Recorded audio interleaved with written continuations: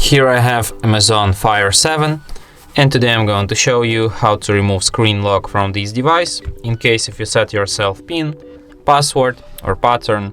In case if you set yourself PIN or password, because there's no pattern on this tablet. So if you set yourself PIN and unfortunately you forget it and can't even unlock your device right now, what can you do in this kind of a miserable situation?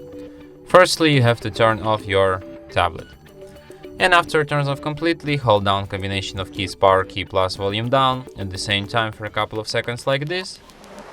Then you will end up in a menu like this. Here in this menu you have to use volume keys to navigate and power key to select, and select an option wipe data factory reset.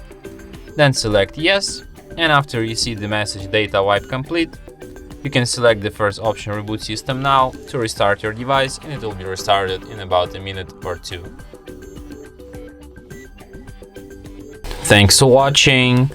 If you find this tutorial useful, don't forget to hit that like button and subscribe to our channel.